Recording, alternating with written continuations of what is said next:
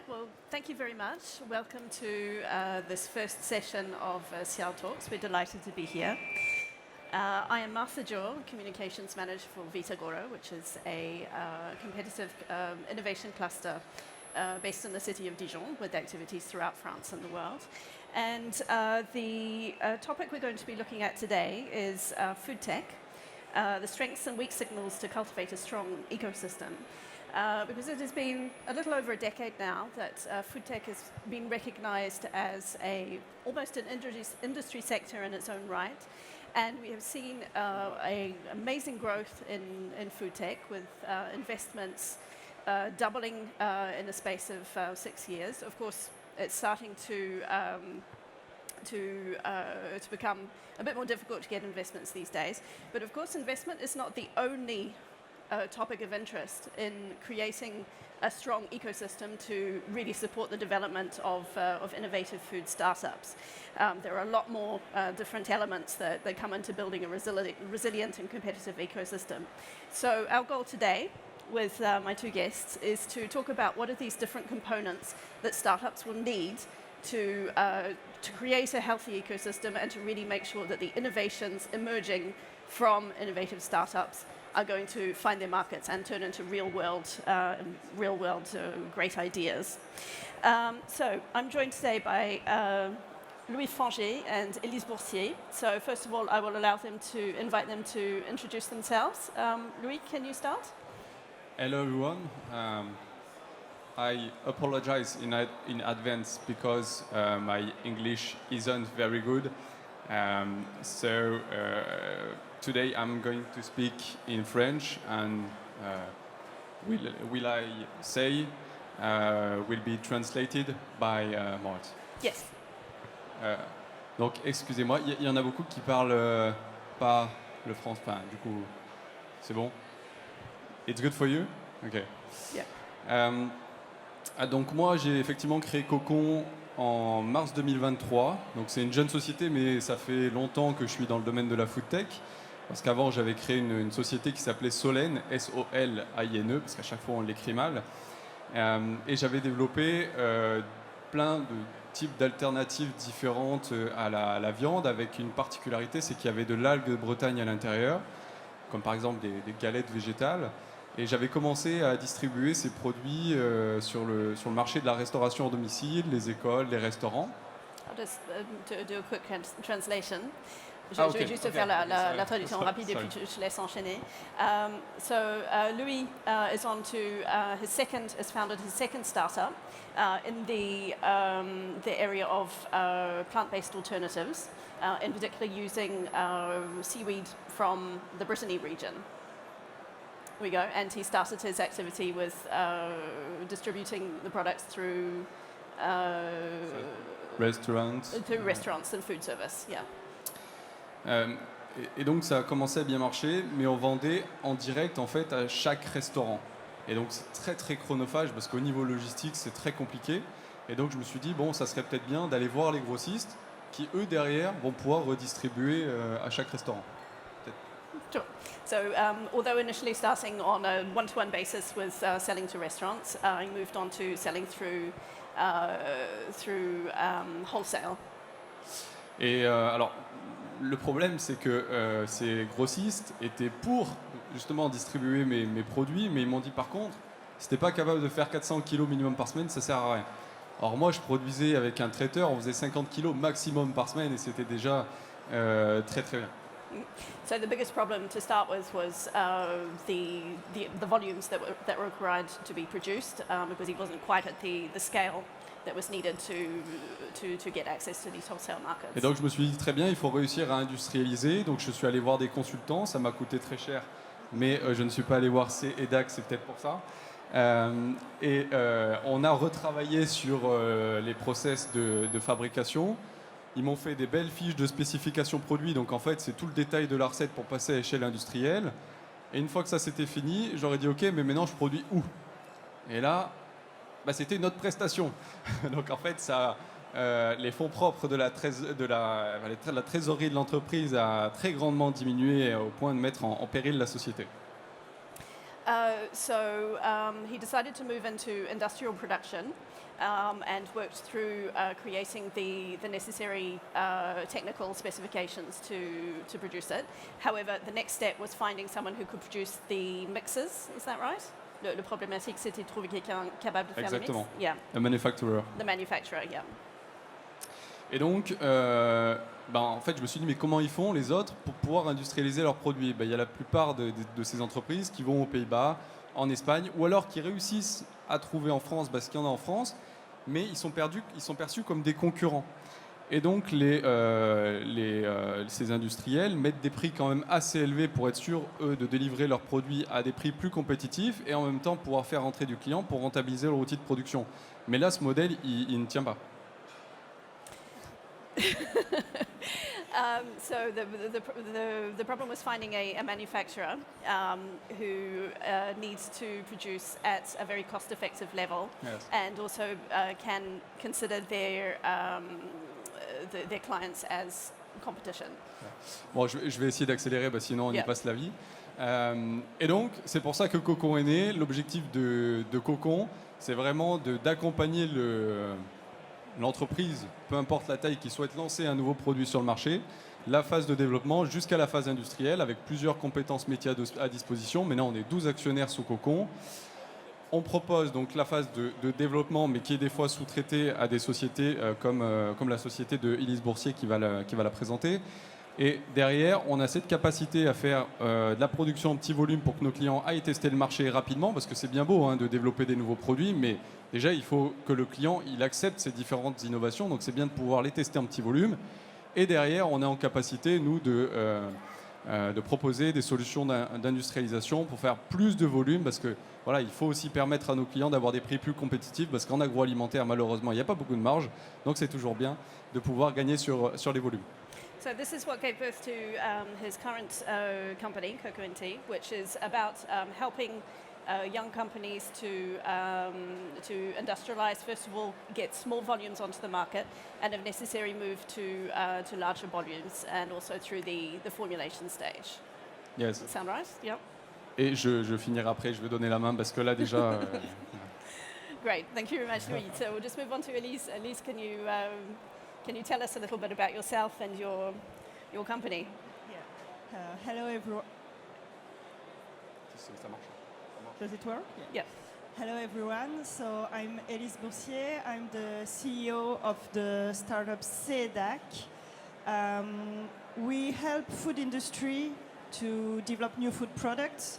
So we help them to formulate new products and to scale up to the industrial scale. We work for a different kind of food industry, drinks, plant-based products, meat products. It's very large, baby food also. And we have a second activity we just developed from a few months, which are ingredients for plant-based products. So we developed fermented faba bean products for food industry. Great, thank you very much. And another activity that you have as well is that you are president of the association FoodTech contest. Can you tell us about that? Yes, I'm also the president of FoodTech Grand Test, which is a local association of startups. We are around about 40 startups from Grand Est, so the region Grand Est.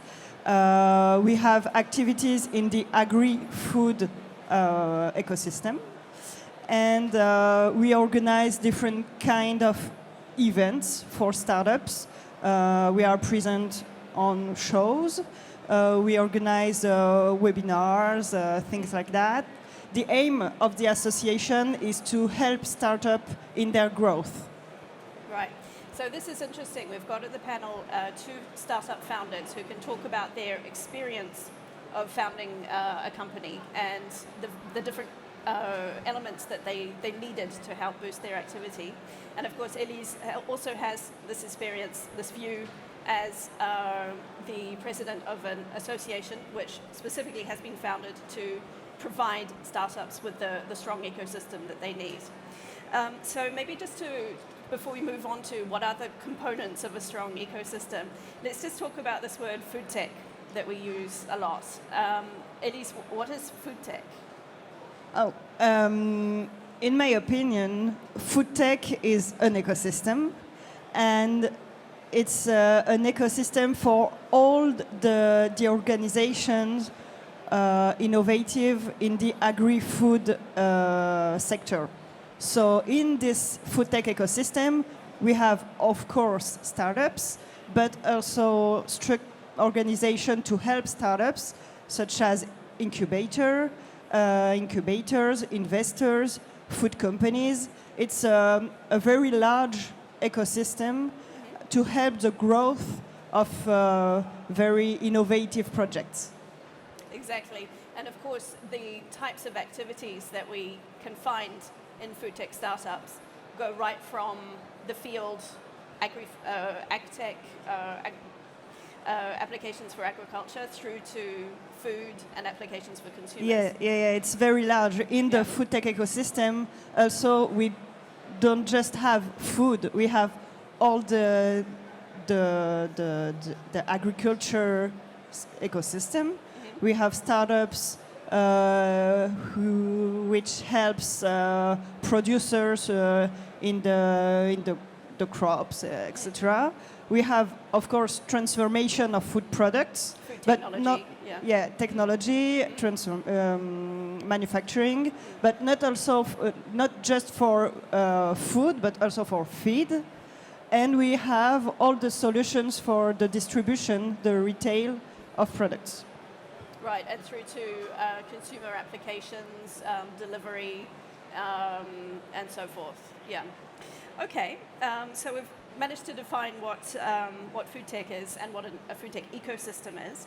I'm just going to ask you now about your personal experience as a startup founder. What were the elements that were, for you, essential to helping your development? So maybe we could start with you, Louis. Alors un des éléments les plus importants pour nous, ça a été le financement. C'est de plus en plus dur de financer, mais quand on dit que vous montez un site industriel, c'est dur de le faire sur des fonds propres. Donc il faut aller chercher des investisseurs pour ça. So of course investors, absolutely essential. Exactly. Yeah. Et donc au-delà en fait des financements qui sont injectés dans l'entreprise, c'est une crédibilité. Le fait qu'il y ait des investisseurs qui viennent, qui mettent un ticket dans l'entreprise, ça crédibilise. Derrière, ça augmente les fonds propres et on sait que quand on va chercher des aides, c'est en général 1 euro de fonds propres pour 1 euro de subvention. Donc comme ça nous permet de faire effet de levier auprès de ces différentes aides. Et puis derrière, bien évidemment, les partenaires bancaires qui, elles aussi, se basent sur la crédibilité de l'entreprise, les fonds disponibles. Voilà, donc c'est vrai que c'est un des éléments pour moi les plus importants. Okay. Just out of curiosity, have either of you had difficulty getting access to investors for scaling up your companies? Actually, when you, of course, a startup need money. It's it's obvious, but with the investors, you need to meet the investors at the good moment for the startup, but also for the project. You need to have a product. If we talk about product, proof of concept. Not just a proof of concept. You have to. Yes, you need to have a market. You have a buyer, a consumer. So you need to have an advanced project to convince the investors. Right. Okay. Sorry, go ahead. Et en plus, tu parlais d'écosystème tout à l'heure, et je pense que dans cet écosystème, il y a aussi le consommateur final qu'il faut intégrer dans cet écosystème, parce que c'est toujours bien d'avoir son retour pour essayer d'aller plus loin. I'm sorry, I was just distracted for a second. Could you say that again? Je disais qu'en Try gros, it in English. No. French is fine. I can try. the consumer is very important for the food tech ecosystem because each innovations can be tested before the Exactly. Actually, if Before market launch. Yeah. you can have the best innovation, but if you don't have the consumer to buy this innovation, it's not useful.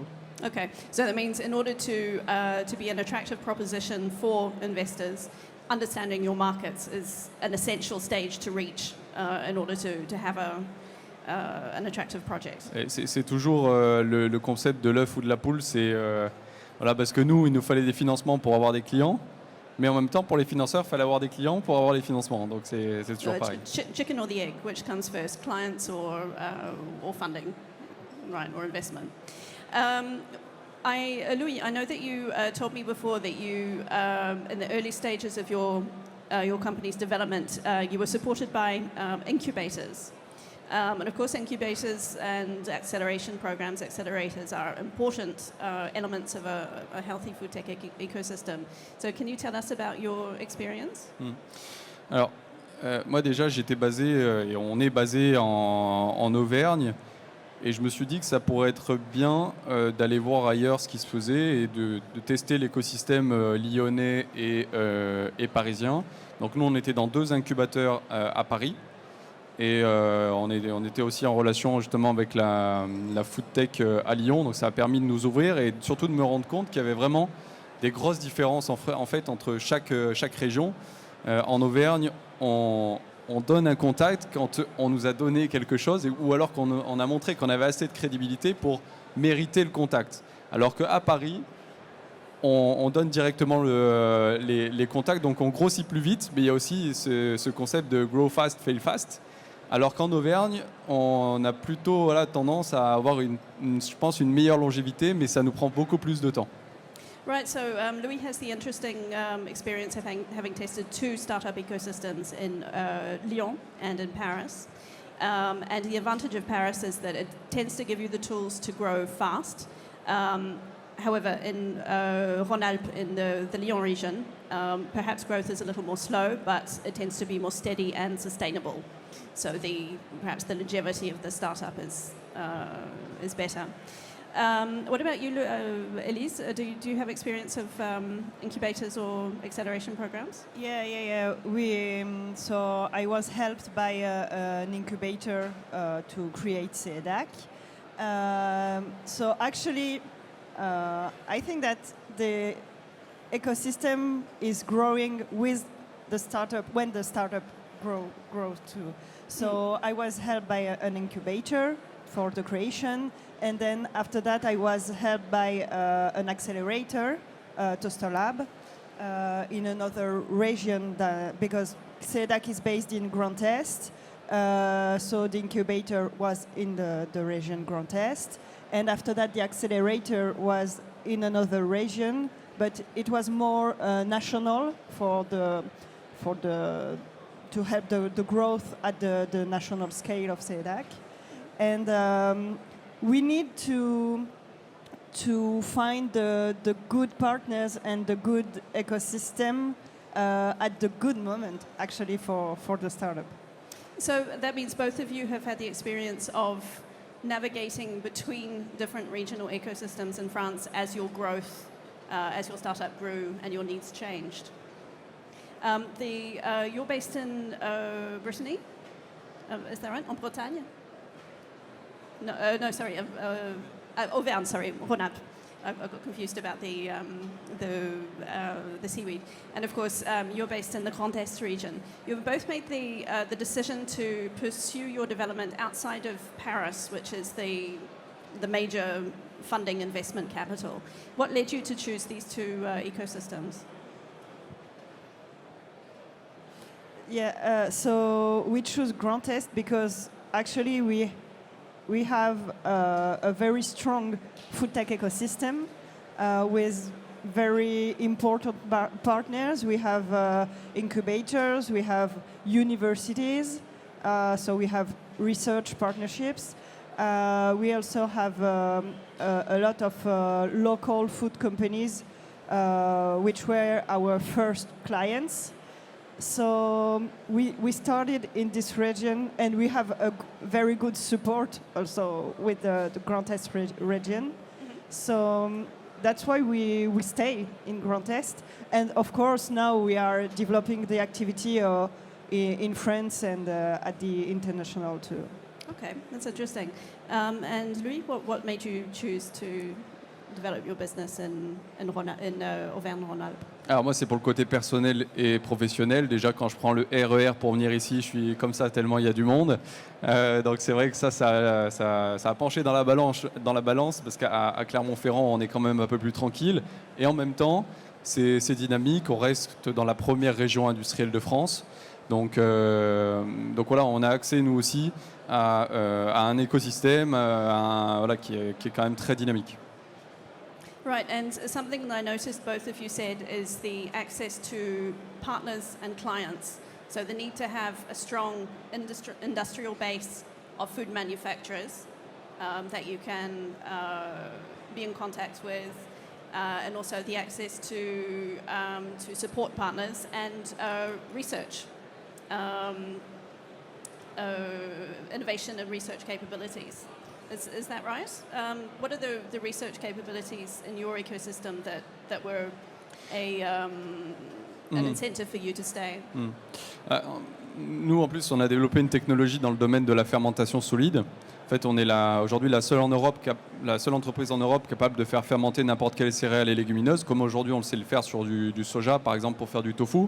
Et donc, il a bien fallu effectivement s'allier à des partenaires publics et des partenaires privés, tant sur le côté recherche, tests consommateurs, etc. Donc pour ce concept, pour la technologie de fermentation solide, on a travaillé avec l'INRA, avec l'Université Clermont-Auvergne, avec l'unité mixte de recherche sur le fromage, avec aussi des sociétés qui ont cette capacité, avec Nutrifis aussi, qui est une société spécialisée en nutrition santé.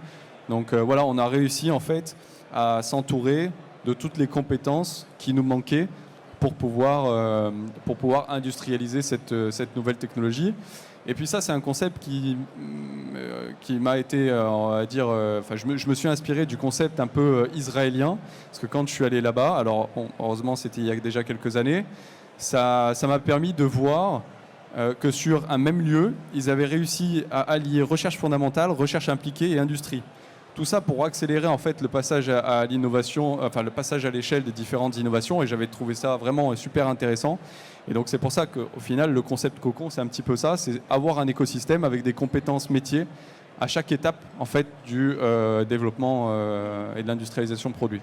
Right, so there was a strong capabilities in fermentation, in particular solid state fermentation in your hometown of Clermont-Ferrand, which allowed you to work with INRAE, which is France's national economic research organization, the university, and also the fact that there was this strong partnership between the industry and the research side, which is the model that you identified in Israel, which is true. They are particularly strong in generating and helping innovations to emerge through the strong partnerships between public and private sector. That's a very interesting question, is the need for strong public-private interactions and to allow, for example, innovative startups to access the research capabilities in public research laboratories. And to help them through their R&D, research and development problematics. We've just got a few minutes left, so can you tell me, through the history of your development, what were some things that you identified which were perhaps lacking, that we could now perhaps send out a call, French or outside of France, FoodTech innovations, you need this? Did you find everything you needed? Alors when you needed it? Disons que j'ai plutôt tendance à voir les opportunités que ce qui manque. Donc c'est vrai que c'est plus simple de trouver des opportunités. Mais je pense qu'on va manquer de plus en plus de fonds, surtout avec tout ce qui compte enlever, le GEI, donc tous les avantages fiscaux à l'investissement dans les sociétés qui permettaient jusqu'à aujourd'hui de financer quand même des entreprises en early stage et qui permettaient de faire grossir un peu plus rapidement. Donc ça, je pense que ça va manquer dans les années à venir. Et puis aussi un meilleur accompagnement sur la recherche de fonds publics, fonds régionaux, nationaux, européens. Moi, les dossiers les plus durs que j'ai eu à traiter, c'était les dossiers européens, mais c'est une catastrophe, ça m'a pris un temps fou alors que c'est pas mon métier. Donc c'est vrai que ça aurait été bien de plus se faire accompagner. Je sais que les pôles de compétitivité essayent un peu de le faire, mais sauf que voilà, pour moi, c'est insuffisant pour aider l'entreprise, soulager l'entreprise dans la recherche de fonds publics. Right, so it needs more public funding and also better coordination to help startups identify the right funding tool in the jungle of different options which are available. In my case, I think what the lack was on the help to business development, because I'm from a formation of a technical formation. I'm an engineer in research and development. I created the company now 7 years ago, and so I knew what I wanted to do on the technical aspect. But actually, all the business development of the company, the strategy I had to develop, I knew it, but I had no experience to do it. So that's what I needed more to be helped. Right. So in particular, the case of startups which are, for example, spin-offs from Yes. research activities, training, providing the training, we'll call it And that, to help Yes. people with technical backgrounds acquire the skills to be business leaders. Yeah. Because for me, even if we are startups, the business is the core of the business. Right. Okay, well, we just have a few seconds left. So thank you very much, Elise and Louis, for your contributions. If you have any last words you would like to say to the audience, to encourage startup founders to follow their dreams, to share their vision with the world? Yeah, sure. Of course, startups is a very good experience.